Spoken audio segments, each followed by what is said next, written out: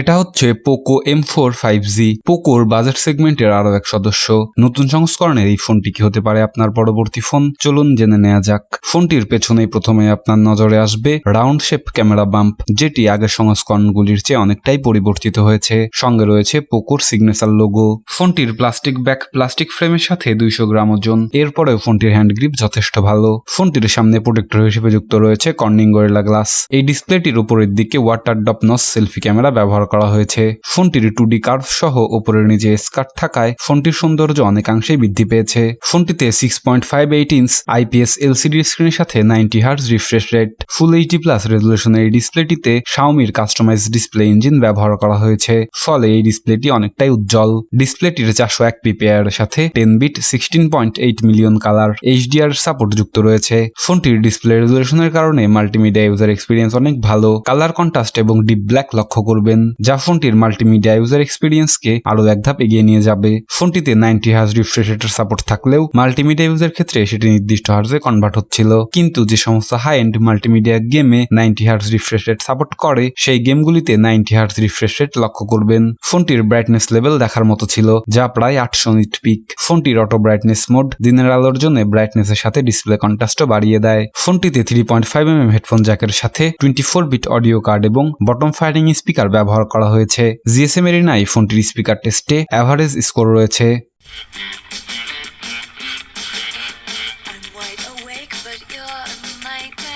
ফোনটিতে নোটিস করার মতো হাই ফ্রিকোয়েন্সি এবং লো ফ্রিকোয়েন্সি লক্ষ্য করবেন। ফোনটিতে microSD কার্ড স্লট সাপোর্টের সাথে UFS 2.2 128GB পর্যন্ত ম্যাক্সিমাম স্টোরেজের সাপোর্ট বিল্ট ইন রয়েছে। গ্লোবাল ভার্সনের এই মডেলটিতে পোকো MIUI 13 এর সাথে অ্যান্ড্রয়েড 12 এর ইন্টারফেস লক্ষ্য করবেন। ফোনটিতে 7 ন্যানোমিটার 2200 মেগাহার্জের মিডিয়াটেক ডায়মন্ডসিটি 700 প্রসেসরের সাথে 5G কানেক্টিভিটি। জিপিইউ হিসেবে রয়েছে 955 মেগাহার্জের মালি G57 MC2।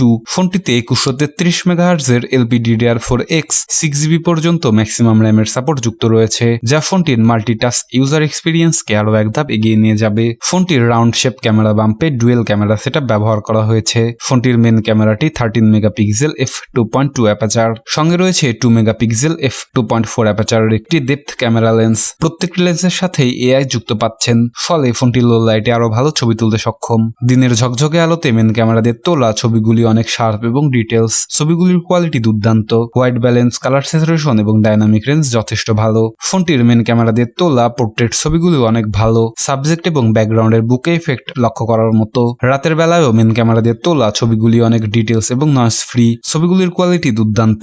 ফোনটি দিয়ে আপনি সর্বোচ্চ 1080p at 30fps এর ভিডিও রেকর্ড করতে পারবেন। ফোনটির সেলফি ক্যামেরাটি 5 মেগাপিক্সেল f2.2 অ্যাপাচার, যা যথেষ্ট ভালো। সেলফি ক্যামেরা দিয়ে তোলা ছবিগুলি অনেক শার্প এবং ডিটেলস, ডাইনামিক রেঞ্জও যথেষ্ট ভালো। এটিতে আপনি সর্বোচ্চ 1080p at 30fps এর ভিডিও রেকর্ড করতে পারবেন। এত কিছুকে পাওয়ার অন করার জন্য যুক্ত রয়েছে নন রিমুভাল লিথিয়াম পলিমার 5000 mAh এর একটি শক্তিশালী ব্যাটারি। এই ব্যাটারিটিকে চার্জ করতে 18 ওয়াট ফাস্ট চার্জারের সাহায্য নিয়েছে পোকো, যা ফোনটিকে মাত্র 82 মিনিটে 100% চার্জ করতে সক্ষম। সঙ্গে রয়েছে USB Type-C 2.0 এবং USB অন দ্য গো। এত কিছুর পরে ফোনটির দাম গিয়ে দাঁড়ায় 220 ইউরো, যা বাংলাদেশি টাকায় 22,000 টাকার সমপরিমাণ। পোকো M4 5G ফোনটির শক্তিশালী প্রতিদ্বন্দ্বী হিসেবে বাজারে রয়েছে OnePlus Nord 2T।